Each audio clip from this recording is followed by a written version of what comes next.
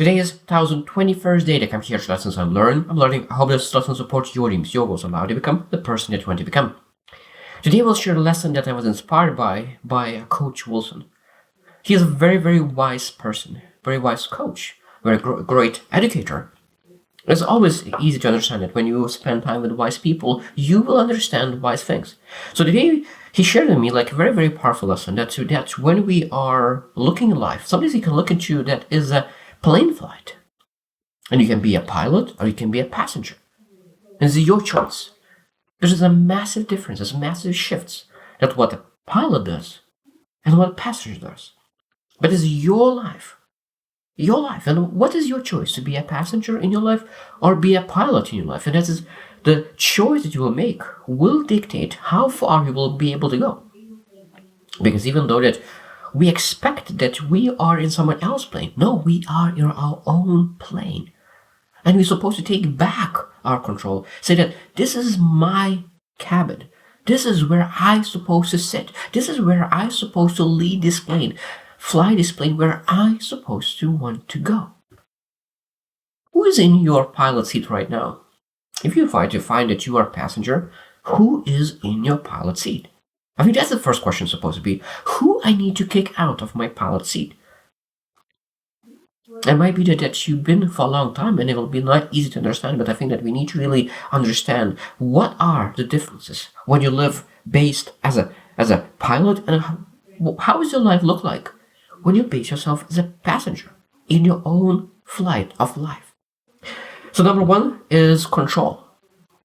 As a passenger, you don't have any control. You just comply. You say that, put your belt on because you comply with requests. But when you are pilot, you giving requests.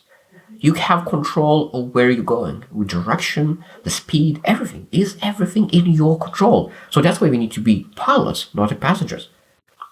As a passenger, we comply.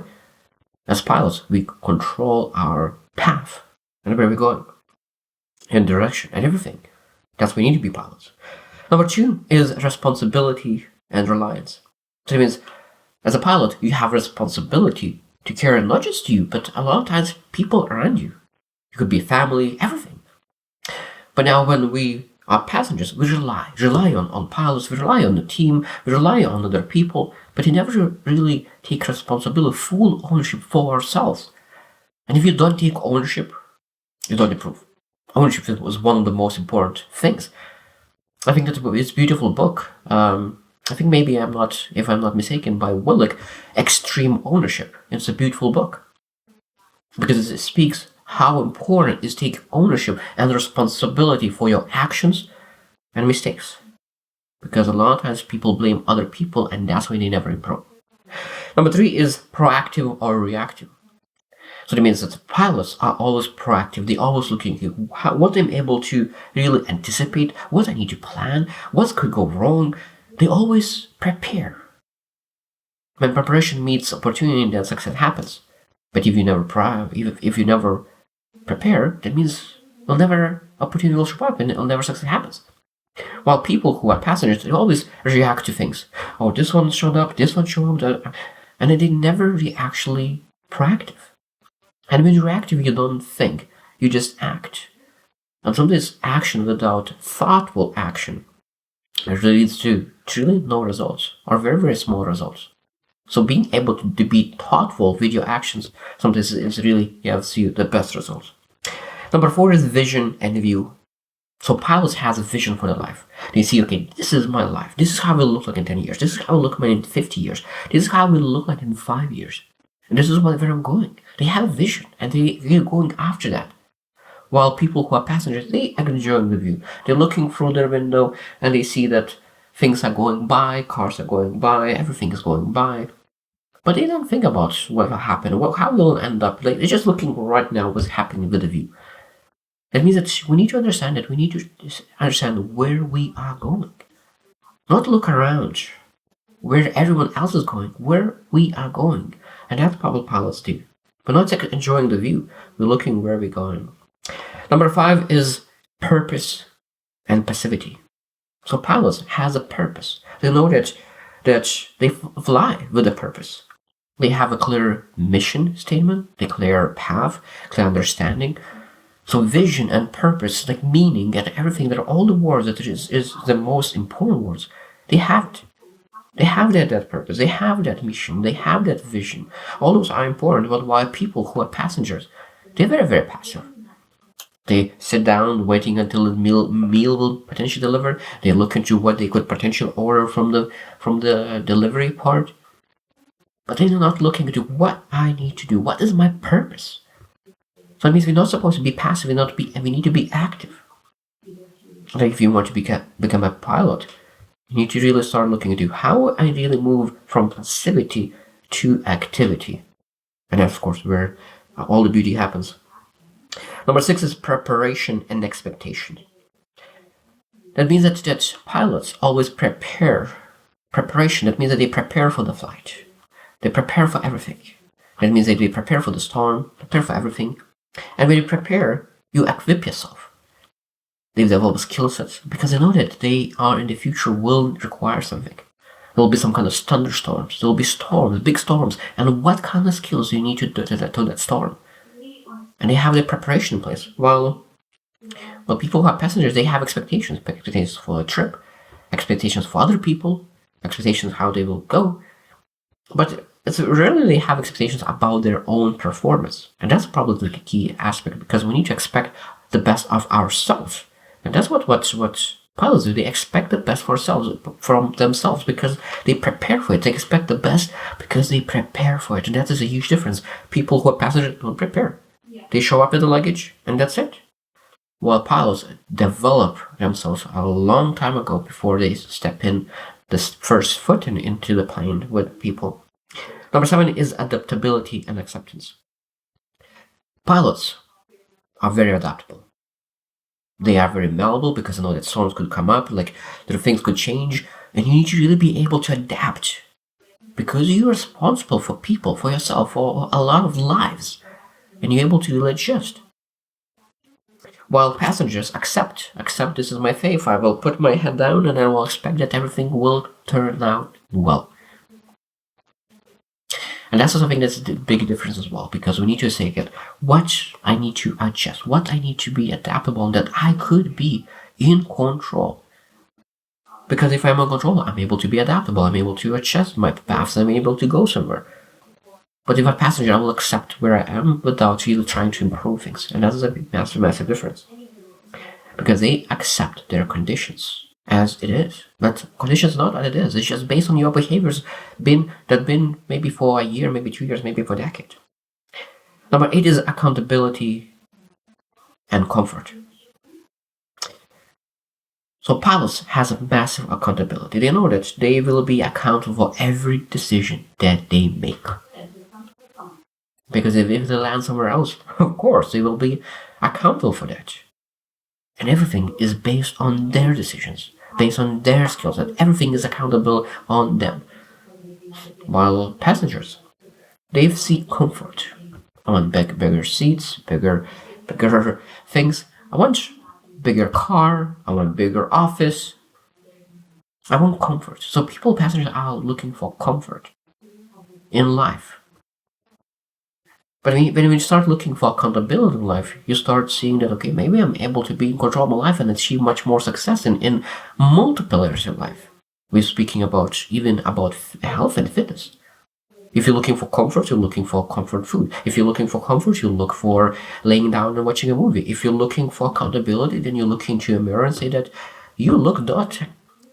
You're looking the way that you lived on comfort for a long time. Maybe you need to eat properly. You need to exercise properly. Maybe you need to really invest in yourself. You need to start reading books and educate yourself. That's accountability. Comfort is doing the things that just makes you feel comfortable. And see, comfort is passenger. Right away. Number 9 is skill development and enjoyment.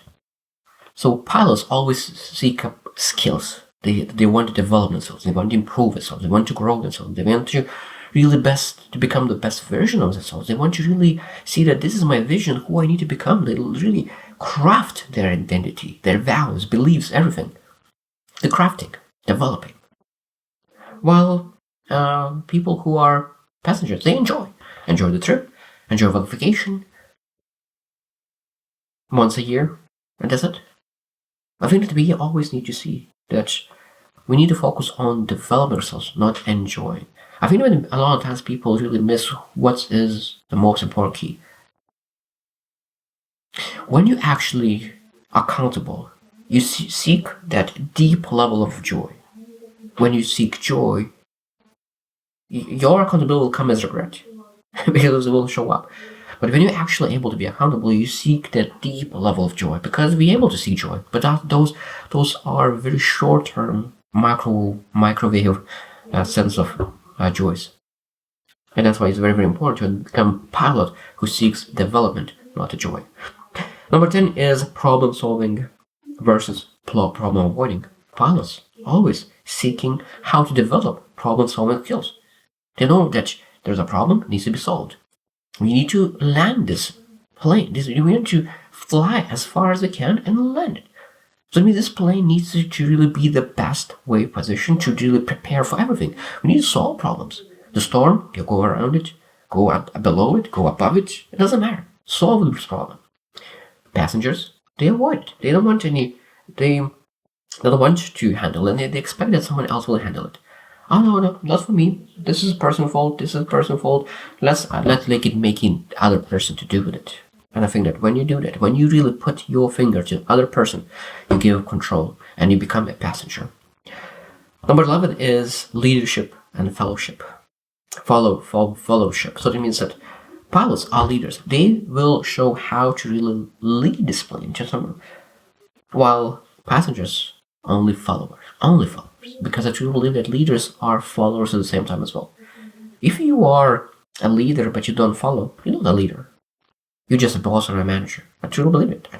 If you are a leader but you don't follow anyone, I don't believe that you're a leader. You're just a person in front, but not a leader. Because leaders understand how important it is to develop yourself. And pilots are leaders who follow someone else, while passengers, they just follow the orders, and that's it. They don't lead anyone, just to follow. And really trusting someone else's expertise rather than their own expertise, and that's a big difference. The last one that I want to share is risk management versus risk aversion. So understand, pilots need to manage risks. Okay, what do I need to do? How to manage the risks? I don't want you to make too much risks, but I want to succeed. I want to make this trip amazing. I want to make this happen. But what I need to do to really have the best trip ever, the most safe ever, but the same achieve significant results. While passengers, they don't want any risks whatsoever, and because they don't have any risks, they don't have any results a lot of times as well. But of course, sometimes passengers just over risk as they fail significantly as well. Sometimes over risk, I think that sometimes is more important, better than under risking, because over risk sometimes teaches something. But if you don't risk at all, you always stay exactly where you are.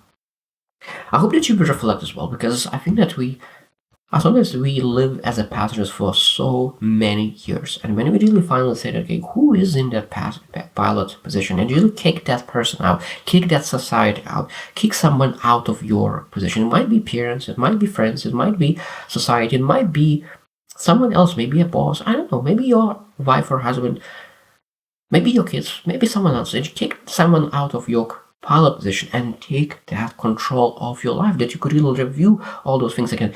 I will work one by one to move from passenger to a pilot, because I guarantee you one will become a pilot. There is only one pilot in the plane, and there's like 300, 400, two pilots most time, two pilots in the plane, and there's like hundreds of people, passengers in the plane. Exactly as in life. Pilot life is most time much more difficult than passengers.